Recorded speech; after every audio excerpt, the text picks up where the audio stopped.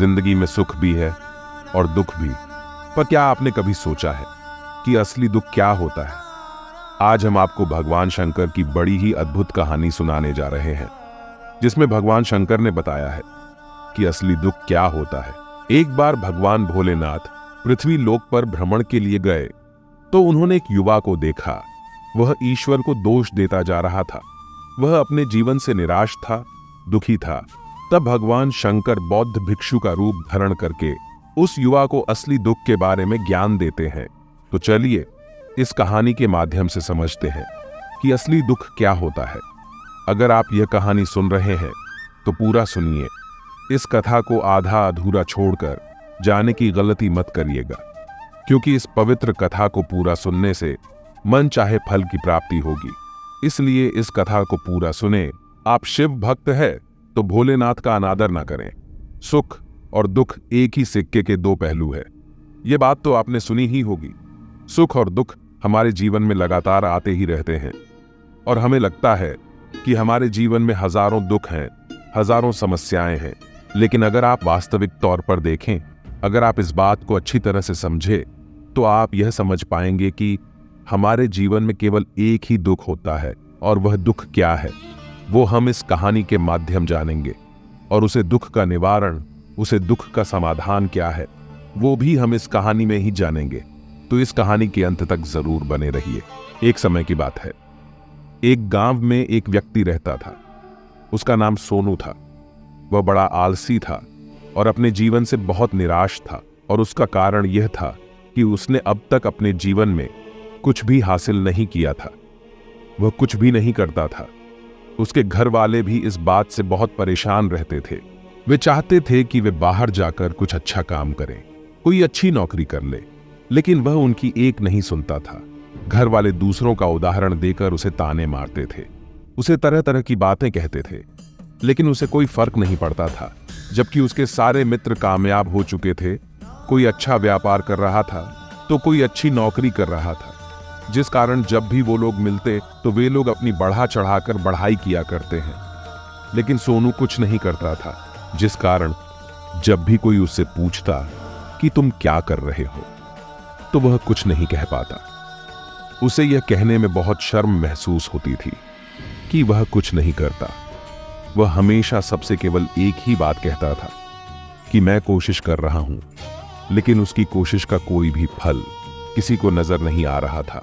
देखते ही देखते अब ऐसा समय आ चुका था कि सोनू सभी से मुंह छिपाता फिरता, ताकि कोई उसे यह न पूछ ले कि तुम क्या करते हो, जिस कारण वह कभी किसी के सामने भी नहीं आता था। धीरे धीरे उसकी मां दुखी होने लगी थी। वह बहुत निराश रहने लगा। वह अपने आप को बहुत अकेला महसूस करता। एक दिन तो उसके मन में यह भी विचार उत्पन्न होने लगे कि मेरे हाथों में कुछ नहीं है तो मैं क्या कर सकता हूं। अकेले बैठकर वह रोता रहा और भगवान को दोष देता रहा। एक दिन छुपते छुपाते वह घर से निकल कहीं जा रहा था। तभी उसने रास्ते में देखा कि एक बौद्ध भिक्षु लोगों को प्रवचन दे रहे हैं और प्रवचन में वह दुख की बातें कर रहे हैं। सोनू कुछ देर के लिए अपना मुंह छुपाकर वहीं पर खड़ा हो गया, ताकि उसे कोई देख न ले, और चुपचाप वहीं उन भिक्षु की बातें सुन रहा था। बौद्ध भिक्षु सभी को प्रवचन में कह रहे थे कि दुख हमारा सबसे बड़ा साथी है। हमें दुख अपने जीवन के बारे में समझाता है और हमें सही जीने का तरीका बताता है। बल्कि आप दिन भर दिन और कमजोर होते जाएंगे, निराश होते जाएंगे। सोनू छुप छुप कर उन बौद्ध भिक्षु की ये सारी बातें सुन रहा था। जैसे ही उपदेश खत्म हुआ, वह उन बौद्ध भिक्षु के पास पहुंच उन्हें प्रणाम करके वह कहता है महात्मा, अभी आप कुछ देर पहले दुख को गुरु बता रहे थे। आप कह रहे थे कि दुखों से हमें सीखना चाहिए, हमें उन्हें अपना गुरु बनाना चाहिए। लेकिन मैं भी तो अपने दुखों से परेशान हूं, अपने जीवन से परेशान हूं। मैंने अब तक जो दुख झेला है, मुझे तो कभी ऐसा प्रतीत नहीं हुआ कि मेरे दुख मुझे कुछ सिखा रहे हैं, बल्कि मुझे तो हमेशा यही लगता है कि वो मुझे पीड़ा दे रहे हैं, तकलीफ दे रहे हैं। पर दुख की पीड़ बहुत भयंकर होती है। ऐसा लगता है अब इसके बाद हमारा जीवन समाप्त हो जाएगा, इसके बाद हमें कुछ नहीं मिलने वाला, और यहां तक कि हमें मृत्यु भी उसके सामने कम लगती है। जब लोग ताने मारते हैं, जब लोग ये कहते हैं कि तुम क्या कर रहे हो, तो मुझको बहुत ठेस पहुंचती है और मैं उनसे कुछ नहीं कर पाता। सोनू की यह सारी बातें सुनकर वो बौद्ध भिक्षुक सोनू से कहते हैं, तुम दुख के बारे में ऐसी बातें क्यों कह रहे हो? सोनू ने अपने ऊपर बीती हुई सारी बातें उन बौद्ध भिक्षु को बता दी और कहने लगा है, महात्मा, क्या आपके पास मेरे दुख का कोई समाधान है? सोनू की यह बात सुनकर वो बौद्ध भिक्षु मुस्कुराने लगे और सोनू से कहते हैं, बेटा, जब तुम्हारे जीवन में कोई असली दुख है तब तुम मेरे पास आना, मैं इसका समाधान तुम्हें अवश्य बताऊंगा। उन बौद्ध भिक्षु की यह बातें सुनकर सोनू थोड़ा सा अचरज में पड़ गया। उसे यह समझ नहीं आ रहा था कि क्या उसने अब तक जो दुख झेला है वह असली दुख नहीं है। उसने जो अब तक पीड़ा सही है, जो ताने सहे हैं, जो तकलीफें उठाई हैं, क्या वह असली दुख नहीं है? आगे वह मन ही मन अपने आप से कहता है कि जब मुझे मेरे अपने नहीं समझ पाए तो ये बौद्ध भिक्षु मुझे क्या समझेंगे। इतना सोचकर वह वहां से चला गया। सभी लोगों के ताने सुन सुनकर सोनू बहुत थक चुका था और वह बहुत निराश हो चुका था, जिस कारण उसने निर्णय लिया कि वह अब कुछ करके दिखाएगा। उसने अपने पिता से थोड़ा सा रुपया लिया और उसी रुपए से उसने एक व्यापार शुरू किया। उसके पिता बहुत खुश थे कि कम से कम मेरा बेटा कुछ करने का प्रयास तो कर रहा है, लेकिन उसे व्यापार में कोई सफलता नहीं मिल रही थी, जिस कारण वह बहुत ही हताश हो चुका था। वह बहुत निराश हो चुका था। उसे यह समझ नहीं आ रहा था कि वह क्या करे, किस तरह से अपने व्यापार को आगे बढ़ाए। तभी उसके पिता ने उससे कहा, बेटा, कोई बात नहीं, इसी तरह से प्रयास करते रहो, आज नहीं तो कल सफलता अवश्य मिलेगी। सोनू ने अपने पिता की बात मानी और अपने व्यापार में और भी कड़ी मेहनत करने लगा। धीरे धीरे उसे सफलता मिलने लगी और फिर उसने रफ्तार पकड़ ली। देखते ही देखते केवल 3 सालों के अंदर वह एक बहुत बड़ा व्यापारी बन गया। अब उसके पास धन दौलत की कोई कमी नहीं थी। जो लोग पहले उसे नापसंद किया करते थे, अब उसे पसंद करते थे, उसकी चिंता करते थे, उसके कार्यों की तारीफ करते थे। उसके माता पिता भी अब अपने बेटे से बहुत खुश थे। धीरे धीरे सोनू के मित्रों की संख्या लगातार बढ़ती जा रही थी। सोनू के कुछ मित्रों ने उसे यह भी सलाह दी कि उसे अपना व्यापार और तेजी से बढ़ाना चाहिए, उसे और फैलाना चाहिए। जब तुम आज केवल इस नगर के सबसे बड़े व्यापारी हो, तब तुम इतना खुश हो, तुम्हारे साथ ये सारे लोग हैं। वहीं पर तुम सोचो कि जब तुम इस राज्य के सबसे बड़े व्यापारी बन जाओगे, तब तुम्हारे यहां पर लोगों की भीड़ लग जाएगी। लोग तुमसे मिलने के लिए समय निकाल गए। यहां तक कि इस राज्य का राजा भी तुमसे मिलना चाहेगा, तुम्हारी तारीफ करेगा, और यदि कभी ऐसी जरूरत आज पड़ी तो वह तुमसे धन भी उधार लेने के लिए अवश्य आएगा। सोनू को अपने दोस्त की यह बात बहुत पसंद आई। सोनू ने सोचा कि मेरे मित्र सही कह रहे हैं, मुझे अपने व्यापार को और बड़ा करना चाहिए और फैलाना चाहिए। तभी तो हर कोई मेरे बारे में जान सकेगा, हर कोई मुझे पहचानेगा। जिस कारण उसने कुछ अनुचित कदम उठाया ताकि उसका व्यापार जल्दी से जल्दी और बड़ा हो जाए। उसने कई लोगों से अधिक मात्रा में धन उधार ले लिया, जिससे उसके ऊपर अब काफी रन हो चुका था। और इतना ही नहीं, वो यहां पर नहीं रुक। उसने अधिक से अधिक मुनाफा कमाने के चक्कर में अपने माल की गुणवत्ता को भी खराब कर दिया, जिससे अब उसके माल में वह बात नहीं रह गई थी जो पहले हुआ करती थी।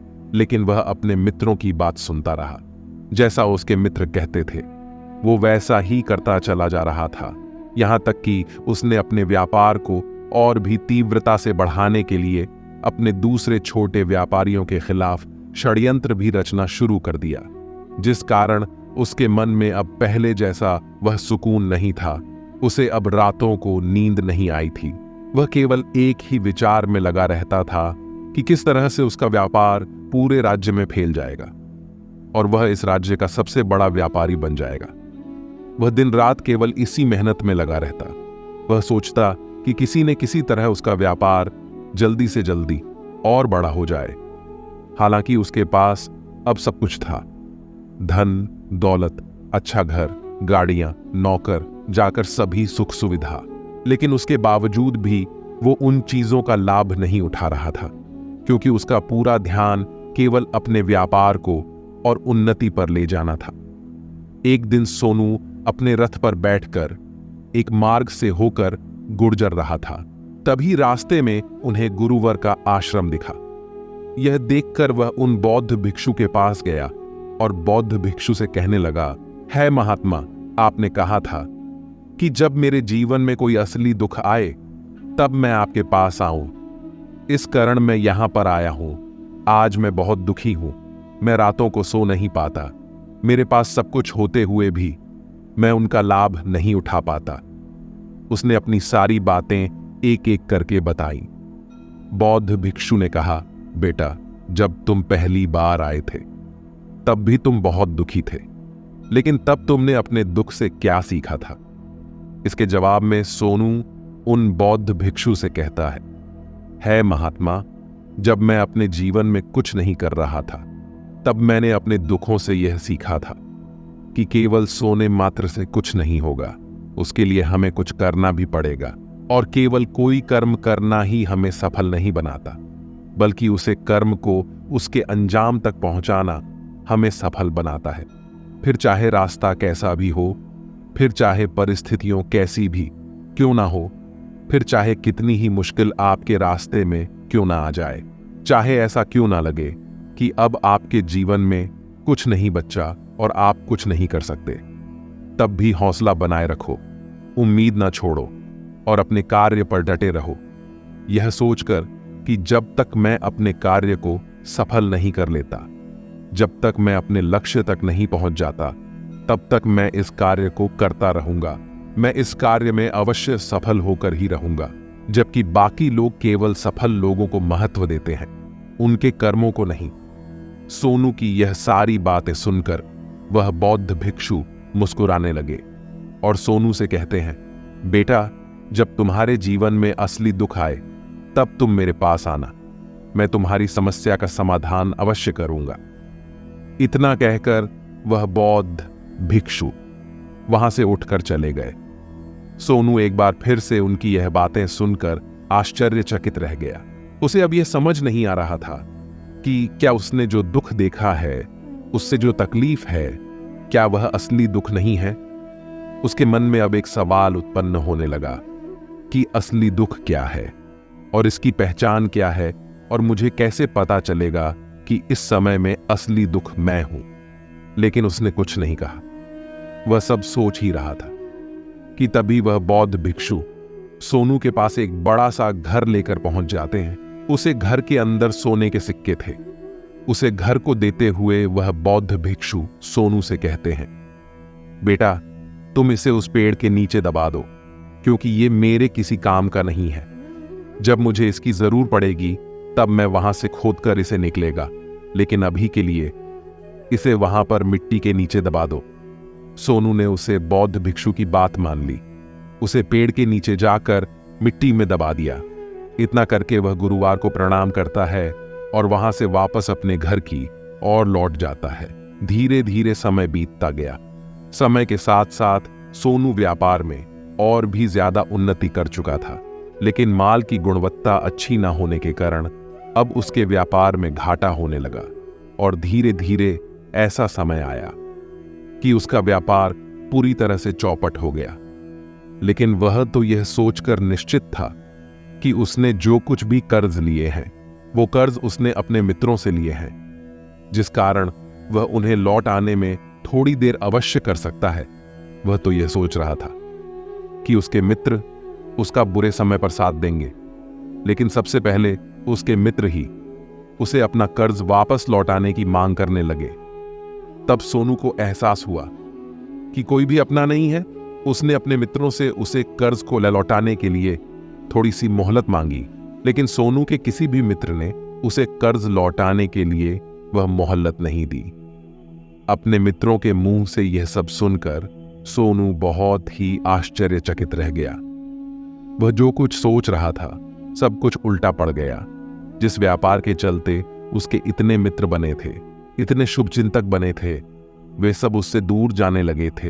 हर कोई उससे पीछा छुड़ाना चाहता था, कोई भी उसका साथ नहीं देना चाहता था। धीरे धीरे उसकी सारी संपत्ति नीलाम हो गई। अब उसके पास कुछ नहीं बचा था। वह सड़क पर आ चुका था।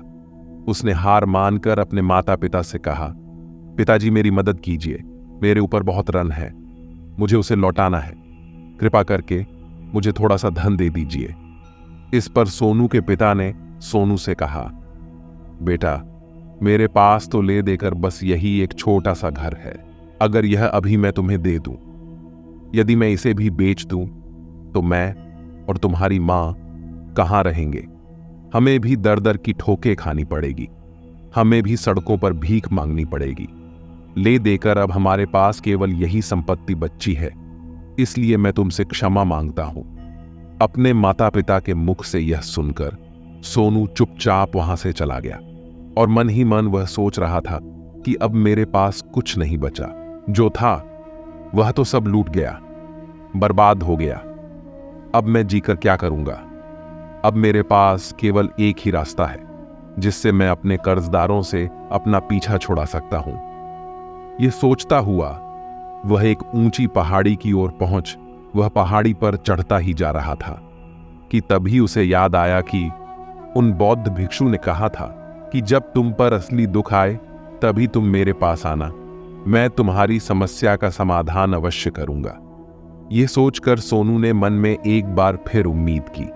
सोनू तुरंत दौड़ता हुआ उन बौद्ध भिक्षु के पास पहुंचा और सोनू ने उन्हें प्रणाम करके अपने ऊपर बीती हुई हर एक बात उन्हें बता दी और कहने लगा, है महात्मा, आपने कहा था कि जब मेरे ऊपर असली दुख आएगा तब आप उसका समाधान अवश्य करेंगे। तभी वह बौद्ध भिक्षु सोनू की इस बात को सुनकर मुस्कुराने लगे और कहते हैं, बेटा कहां है असली दुख? जब तुम्हारी जीवन में असली दुख आएगा तो मैं उसका समाधान अवश्य करूंगा। सब्र का बांध टूट गया और सोनू ने उन बौद्ध भिक्षुओं से कहा, है महात्मा, आखिर असली दुख क्या होता है? क्या मैंने आज तक जो भी दुख झेला है, जो भी तकलीफें आज तक मैंने सही है, क्या ये दुख नहीं है? क्या इसे दुख नहीं कहते? तभी वो बौद्ध भिक्षु सोनू से कहते हैं, बेटा पहले तो मुझे ये बताओ कि तुमने अपने दुख से क्या सीखा है। इसका जवाब देते हुए सोनू उन बौद्ध भिक्षु से कहता है महात्मा, मैंने तो यही देखा है कि जो लोग तुम्हारी तरक्की में तुम्हारा पीछा करते हैं, तुम्हारे साथ जुड़ने लगते हैं, वो लोग तुम्हें अवश्य धोखा देंगे, क्योंकि ऐसे लोग बुरे समय पर तुम्हारा साथ नहीं देने वाले, बल्कि तुम्हारा फायदा उठाने का ही वह प्रयास करेंगे। इसलिए ऐसे लोगों पर भरोसा न करें, बल्कि जो लोग तुम्हारी असफलता के समय पर, तुम्हारे बुरे समय पर तुम्हारे साथ खड़े हैं, वही तुम्हारे असली मित्र हैं और वही तुम्हारे साथ रहते हैं। और ऐसे लोग तुम्हें बहुत कम मिलते हैं, और जिन्हें ऐसे लोग मिलते हैं तुम्हें हमेशा उनकी कद्र करनी चाहिए। जब तुम कोई कार्य कर रहे हो तो उसे पूरी ईमानदारी से करो, धैर्य रखो, लालच ना करो और अपने लक्ष्य तक पहुंचने के लिए भी कोई षड्यंत्र ना रचो, क्योंकि ऐसा करने से तुम्हारे साथ ही बड़ा नुकसान होगा और तुम हमेशा नुकसान में रहोगे। बौद्ध भिक्षु उसे पेड़ के पास पहुंचे। उन्होंने गड्ढा खोदा और वह घर निकालकर उसे सोनू के हाथ में थमा दिया, जिसमें सोने के सिक्के भरे हुए थे। वह घर सोनू के हाथ में थमाते हुए उन बौद्ध भिक्षुओं ने कहा, लो इसे पकड़ो, और जब तुम्हारे जीवन में असली दुख आए तब तुम मेरे पास आना, मैं इसका समाधान अवश्य करूंगा। लेकिन उसने अपने हाथों में पड़े हुए उसे घर को देखा जिसके अंदर सोने के सिक्के थे। ये देखकर उसे मन ही मन यह लगा कि चलो अब तो थोड़ी सी राहत अवश्य हो जाएगी, मैं अपने मित्र का वो कर्ज लौटा सकूंगा और एक नया व्यापार भी फिर से आरंभ कर सकूंगा। जिस कारण उसने उन बौद्ध भिक्षुओं को प्रणाम किया, उनका धन्यवाद किया और वहां से चल पड़ा। सोनू ने उस सोने के सिक्कों से सभी का कर्ज लौटा दिया और अपने लिए एक बार फिर से नया व्यापार शुरू किया। व्यापार छोटा था, लेकिन अब की बार सोनू बहुत खुश था। उसने पूरी ईमानदारी, मेहनत और लगन के साथ अपने व्यापार पर काम किया और देखते ही देखते एक बार फिर से वह एक बड़ा व्यापारी बन गया। लेकिन अब की बार वो बहुत खुश था, क्योंकि इस बार उसने कोई लालच नहीं की, ना ही किसी के लिए षड्यंत्र रचा। बल्कि उसने पूरी ईमानदारी और मेहनत के साथ अपने व्यापार पर काम किया। एक बार फिर से सोनू के जीवन में एक और दुख उत्पन्न हुआ। अब की बार उसके माता और पिता दोनों की मृत्यु हो गई। सोनू अपने माता पिता से बहुत प्रेम करता था, जिस कारण उसके मन को बहुत गहरा आघात पहुंचा। जब आखिरी बार वह उन्हें देख रहा था तो उसके मन में हजारों सवाल उत्पन्न होने लगे। वह अपने घर लौटा। घर लौटकर उसने देखा कि जिस संपत्ति के लिए वह हमेशा लड़ते रहते थे, आज उसकी देखभाल के लिए कोई नहीं था। उसके माता पिता ने जो भी मेहनत की, जो भी अपने जीवन में इकट्ठा किया, सब यही रह गया। लेकिन अब सब कुछ खत्म हो चुका था और सोनू का मन अब बहुत बेचैन हो रहा था। उसके मन में हजारों सवाल उत्पन्न हो रहे थे और वह अपने आप को बहुत अकेला महसूस कर रहा था। उसने इधर उधर देखा, लेकिन उसे कुछ समझ नहीं आया। तभी उसे उन बौद्ध भिक्षु की याद आई। वे तुरंत ही भागकर उन बौद्ध भिक्षु के पास पहुंच गया। उसे देखते ही उन बौद्ध भिक्षु ने सोनू से सवाल किया और कहा, क्या बात है बेटा, क्या कोई फिर से दुख आ पड़ा है? तभी सोनू ने कहा, नहीं गुरुदेव, अब तो सब ठीक है, लेकिन आज मेरे माता पिता की मृत्यु हो गई और मैं बहुत अकेला महसूस कर रहा हूं। मैं बहुत दुख महसूस कर रहा हूं, जैसे कुछ खाली सा है, जैसे कुछ अकेलापन सा है। तभी वह बौद्ध भिक्षु सोनू से कहते हैं, बेटा, इसमें दुखी होने वाली बात क्या है? यह तो जीवन है। एक दिन तो सभी को जाना है। यहां पर कोई रहने नहीं आया और ना ही कोई रहेगा। हम सब एक ना एक दिन मृत्यु को प्राप्त हो ही जाएंगे और मृत्यु कब आएगी ये किसी को नहीं पता हो सकता है कि तुम्हारी मृत्यु कल ही हो जाएगी या फिर आज और अभी। ये सुनकर सोनू आश्चर्यचकित रह गया। उसने उन बौद्ध भिक्षु से कहा, है महाराज, आप ये क्या कह रहे हैं? मैं तो अभी जवान हूं और मुझे तो अभी अपनी पूरी उम्र जीना है। मैं तो जीना चाहता हूं, कुछ करना चाहता हूं, और आप कह रहे हैं कि मैं कभी भी मृत्यु को प्राप्त हो सकता हूं। इस पर वो बौद्ध भिक्षु सोनू से कहते हैं, बंदे, इस भ्रम में मत रहना कि मृत्यु केवल बूढ़े को आती है। बूढ़ों के सामने तो उनके जवान बच्चे तक मर जाते हैं। मृत्यु कभी किसी की उम्र देखकर नहीं आई और ना ही किसी को बताकर आई है। उन बौद्ध भिक्षु के मुख से यह सारी बातें सुनकर सोनू और भी ज्यादा बेचैन हो गया और वह चुपचाप वहां से चला गया। उसके मन का वह खालीपन अब भी वैसे ही था। वह भी अपने आप को बहुत अकेला महसूस कर रहा था। उसके बाद से उसका मन अपने व्यापार में भी नहीं लगता था। जब भी वह कोई कार्य करता तो उसके मन में ढेर सारे प्रश्न उठने लगते। वो क्या कर रहा है, क्यों कर रहा है, और उसने इस कार्य को क्यों किया? उसके मन में अब एक और प्रश्न उत्पन्न होने लगा था। क्या हम यहां पर केवल इसीलिए आते हैं कि इस जीवन को भोगे और एक दिन मृत्यु को प्राप्त हो जाए? वह यह समझ नहीं पा रहा था कि जीवन का असली मतलब क्या है। उसने कई विद्वानों से पूछा, अपनी तरफ से जो मुमकिन हो सकता था खोजबीन की, लेकिन उसे कोई भी जवाब नहीं मिल रहा था। और जब उसे कोई जवाब नहीं मिला तो उसका दुख और भी बढ़ गया, जिस कारण उसके मन की बेचैनी और भी बढ़ चुकी थी और उसे यह समझ नहीं आ रहा था कि वह क्या करे, कहां जाए, किस पूछे। तभी उसे फिर से उन बौद्ध भिक्षु की याद आई। वहां पहुंचकर उसने अपने मन की सारी बातें उन गुरुवर को बता दी। तभी वह बौद्ध भिक्षु मुस्कुराने लगे और सोनू से कहते हैं, बेटा, आज पहली बार तुम्हारे जीवन में असली दुख उत्पन्न हुआ है।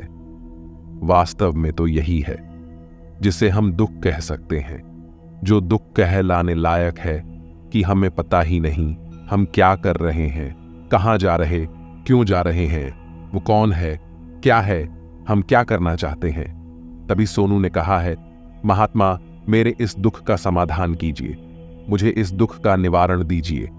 तभी वह बौद्ध भिक्षु सोनू से कहते हैं, हम सबके अंदर क्रोध, लालच, लोभ जैसी कई वासनाएं हमारे अंदर बैठ जाती हैं, जिस कारण हम अपने जीवन को टुकड़ों में जीते हैं।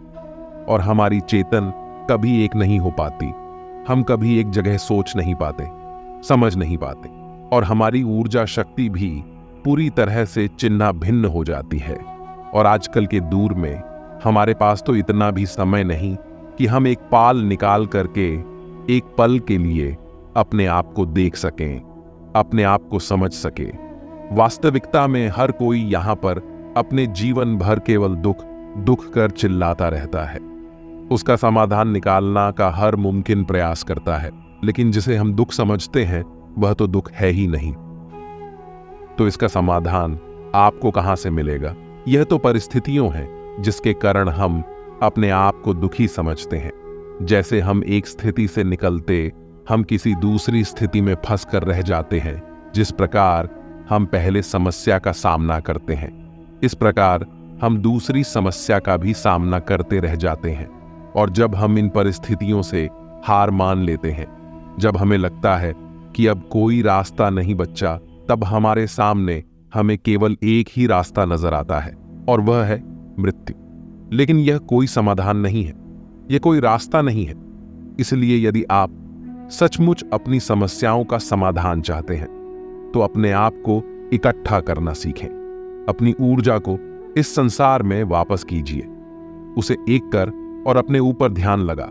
मृत्यु से पहले अपने आप को पहचानो, अपने आप को जानो, अपने आप को बिखरने ना दो। तभी सोनू बौद्ध भिक्षु से कहता है महाराज, तो क्या हमें इस जीवन को नहीं जीना चाहिए? क्या हमें अपनी इच्छाओं को नहीं पूरा करना चाहिए?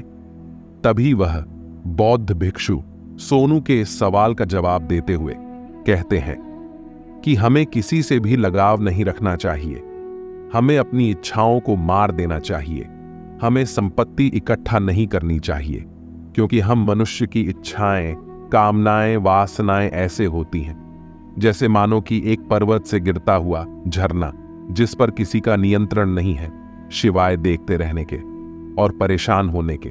लेकिन जब तुम अपने ऊपर ध्यान देने लगते हो, तब तुम अपने आप को पहचान जाते हो, समझ जाते हो, तब तुम इस पर नियंत्रण कर सकते हो। तब इच्छाएं भी तुम्हारे वश में होती हैं, और फिर तुम चाहे तो उन्हें छाप पूर्ति भी अवश्य कर सकते हो। गुरुदेव की यह सारी बातें सुनकर सोनू ने गुरुदेव से कहा है, महाराज आपका बहुत बहुत धन्यवाद, आपने मेरी सबसे बड़ी समस्या का समाधान आज कर दिया है। मैं आज से अपने आप को एकत्रित करूंगा। गुरुदेव, मानव शरीर में बहुत ऊर्जा है, बहुत शक्ति है, पर वह बेकार के काम में लग जाती है, जिस कारण हमारा जीवन भी बेकार की चीजों में लगा रहता है। लेकिन हम कभी भी इस पर अपना ध्यान नहीं देते। हम अभी भी अपनी ऊर्जा को केंद्रित नहीं करते, अपने ऊपर कभी ध्यान नहीं देते। हमारा जीवन भी कुछ ऐसा ही है। हम अपने जीवन में हमेशा अपने आप से ऊपर वाले से सवाल करते रहते हैं कि हमारे जीवन में इतना दुख क्यों है।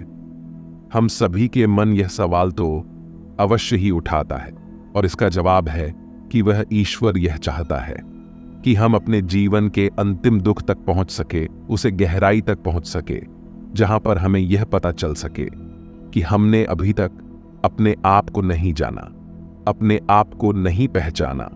मानव शरीर के अंदर जो ऊर्जा है, जो शक्ति है, उसके बारे में हम अभी तक नहीं जानते। हम अपने आप को चाहे तो एकत्रित कर सकते हैं, अपने आप पर नियंत्रण कर सकते हैं, लेकिन हम अपनी इस ऊर्जा का व्यर्थ उपयोग करते रहते हैं, जिस कारण हम अपने आप को कभी नहीं पहचान पाते और ना ही कभी अपने आप पर नियंत्रण कर सकते हैं। लेकिन यदि आप अपने आप को जानना चाहते हैं तो पहले आपको खुद को एकत्रित करना होगा, अर्थात ध्यान लगाना होगा। ध्यान से ही आप अपने दुखों की, उन समस्याओं का समाधान निकाल सकते हैं, और तभी आप अपने आप को पहचान सकते हैं, जान सकते हैं, और अपने जीवन के हर दुखों का समाधान भी कर सकते हैं। इस वीडियो को बोलते समय कोई त्रुटि हो तो क्षमा चाहता हूं। उम्मीद है आप सभी को यह वीडियो अच्छी लगी होगी। अगर आप शिव के सच्चे भक्त हैं तो चैनल को सब्सक्राइब और वीडियो को लाइक करके कमेंट में हर हर महादेव लिख दीजिए।